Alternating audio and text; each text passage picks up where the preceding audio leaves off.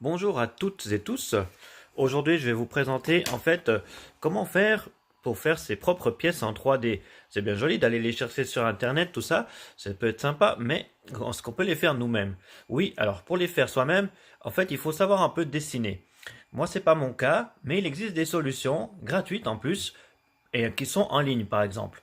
Il y en a d'autres aussi, des programmes, je pense par exemple à Blender 3D.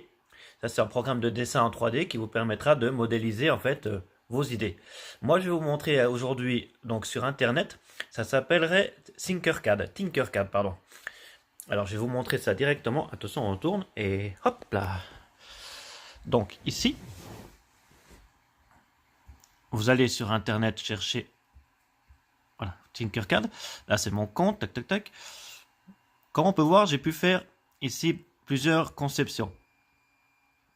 Alors justement, là, je suis en train d'imprimer celle-ci. Je vais vous montrer.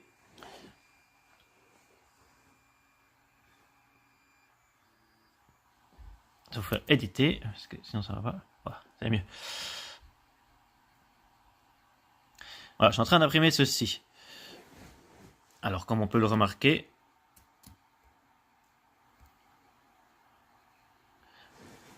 ça va être en fait une mini commode. Alors, comment j'ai fait tout ça? Je me suis servi en fait tout simplement de ce qui est ici à droite. Il y a plein de formes possibles et imaginables. Je sais pas si on voit très bien en fait finalement, mais bon, je pense que oui. Il y a plein de formes possibles et imaginables. Et ici, ça veut dire qu'en fait, ça sera en transparence, ça sera des creux. Ces fameux creux qu'on a ici à l'intérieur, là. Ici, comme ça. Après, j'ai disposé le tout en bougeant, en faisant des rotations, etc. Sur sur ma table d'impression, en fait. Ma future table d'impression. Mais le problème, comme on peut le remarquer ici, c'est que ça risque pas d'imprimer comme il faut. Ici, ça risque de faire dans le vide. La partie du haut. Alors, je me suis dit, bon, il va faire un rectangle comme ça, clac, puis après il va remplir, cloc, cloc, cloc, cloc, cloc, pour faire cette partie qui est ici, quoi. Bah, apparemment, je suis pas sûr qu'il va faire comme ça, quoi. Je vais vous montrer ça de suite. Dans 30 secondes, vous allez voir ça. Voilà, je suis en train d'essayer d'imprimer, donc. Et comme je vous disais, vous voyez comme c'est là? Donc, il l'a fait en bas. Le bas ici. En fait, il a fait un rectangle, ok. Mais après, l'intérieur, il l'a fait dans le vide. Et ensuite, il a fait une bordure pour faire le mur, quoi. L'épaisseur du mur. Les épaisseurs de mur qui sont ici, le rectangle, et entre deux, il les a fait. Il n'a pas fait tout de suite comme ça le rectangle du centre. Et puis cloc, cloc, cloc, cloc, les allers-retours comme ça. Non, non. Il a fait l'extérieur, puis après, il a fait l'intérieur. Ça touchait rien, en fait. Du coup, j'ai peur que ça fasse. Que une fois qu'on arrive tout en haut, que ça fasse une grosse vague dégueulasse, puis ça marche pas. On verra, je le referai celui-ci. Donc on retourne dans le dessin. Voilà. Maintenant, ok, c'est bien joli d'avoir tout ça, mais comment je fais? Comment ça marche ce programme finalement, quoi? Parce que c'est gentil, mais moi j'aimerais faire un depuis zéro, quoi. Ok, pas de souci. Il y a tout des tas de tutoriels en fait une fois qu'on arrive ici. Il y a tout des tas de tutoriels qui expliquent comment faire, comment commencer, comment comment utiliser les options. Le clic droit de la souris, ça fait tourner comme ça fait bouger. Le clic gauche, ça déplace, ça fait des zooms, etc. Et puis, en fait, finalement, comme je le disais, voilà, on va créer une nouvelle conception vite fait. Alors, je sais pas, moi, j'aimerais me faire une petite boîte, quoi, on va dire. Hein. Alors, je fais quoi? Bah, je viens ici, à droite. C'est marqué plan de construction, règles, etc. Vous verrez, il y a des tutoriels qui expliquent comment utiliser les différentes regroupées et dissocier pour faire une seule pièce au lieu d'en faire deux séparées, etc. Pour les aligner, parce que on aimerait que notre boîte, le trou de la boîte centrale soit justement bien centré, pas à moitié dans le côté, à moitié bizarre, ou au contraire, on aimerait que ça soit comme ça, etc. Et une fois qu'on a nos pièces, on fait tout simplement ici exporter. Après, il va dire le tout, ou seulement une partie de ce qu'on a créé. Pour l'impression 3D, il y a plusieurs différentes. Il y a soit .obg ou .stl, on voit pas ici, c'est un peu trop clair. Ou pour la découpe pour laser, .svg. faudra prendre le point STL quand vous importez. C'est ce qu'on utilise le plus souvent et c'est ce qui est le plus supporté, on va dire, entre guillemets, par les programmes les futurs programmes de découpe, de slicer, de trancheur, comme on dit. Parce que slice, c'est une tranche qui va dire en fait à la machine comment imprimer. Alors, ok, je prends ça, je le mets ici. Toc, je le déplace donc avec le clic gauche de la souris, n'est-ce pas? J'ai juste un petit souci avec la caméra. Voilà, ça va mieux comme ça. Et après, bah, y a tout qui apparaît ici, quoi. Il y a ces petits rectangles blancs, là. Il faut faire clic droite de la souris pour pouvoir déplacer comme ça. Et puis clic gauche pour sélectionner ce qu'on veut. Donc, hop, j'appuie dessus, je clique dessus, ça me sélectionne ça. Alors, si je prends le petit carré ici, ça va pouvoir me faire le déplacer la grandeur que je veux. Vous voyez, c'est très simple d'utilisation. Ici, ça sera le coin. Donc, ça va faire différent. Toc. Après, vous allez me dire, ouais, mais bon, moi, j'aimerais déplacer la pièce, quoi. Alors, il faut prendre les petits carrés noirs. Non, ça marche pas. Normal. C'est les petites flèches, en fait. Les petites flèches, ça va déplacer en hauteur. Là, je suis à 6. C'est des millimètres, hein. 6 millimètres plus haut que la table. C'est encore écrit ici, en plus. Ça, c'est autre chose.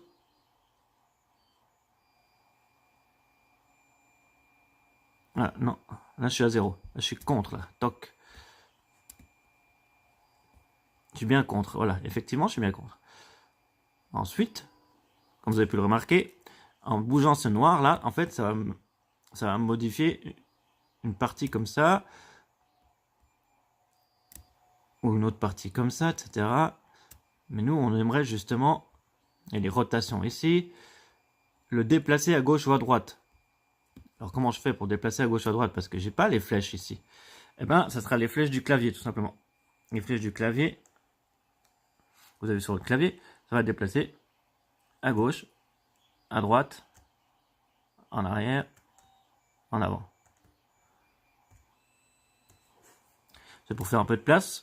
De toute façon, après, dans le programme de découpe, pardon, voilà, eh ben, il y aura le moyen de... il sera centré de toute façon, quoi. Ensuite, voilà, j'ai fait mon espèce de boîte. Maintenant, j'aimerais faire l'intérieur, le creux. Je fais comment?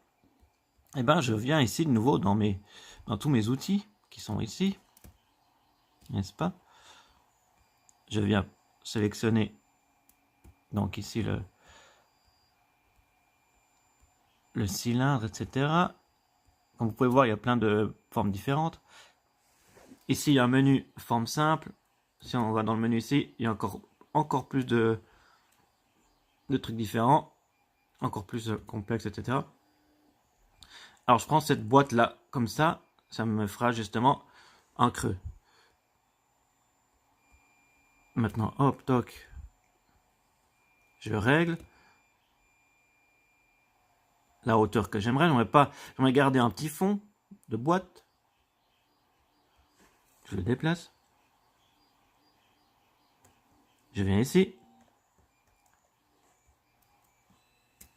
Voilà, forcément. Oui, parce que c'est inversé par rapport au programme. Les clics droite, clic gauche, alors forcément, je me trompe souvent. Voilà, j'aimerais juste faire un petit trou comme ça dans ma boîte. Un petit espace.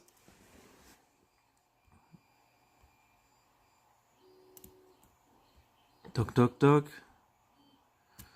Bien sûr, on règle évidemment avec les vraies valeurs qu'on aimerait. L'épaisseur qu'on aimerait. Des parois. Moi, je vous fais ça vite fait, hein, c'est juste pour montrer comment ça marche et tout. Et après,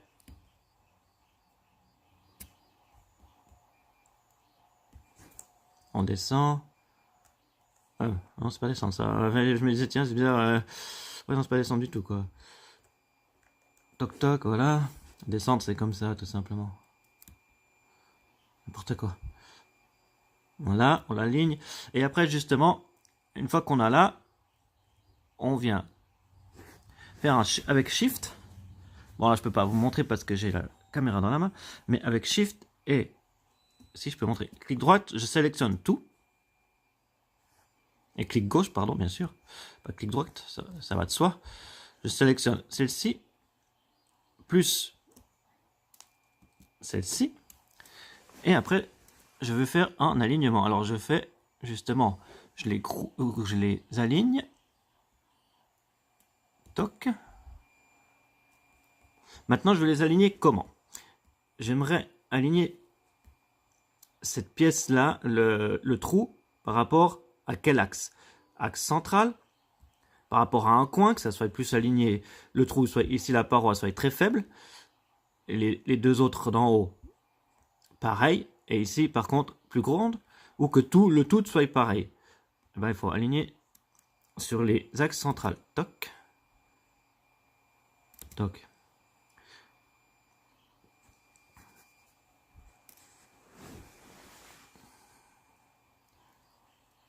Toc. Toc.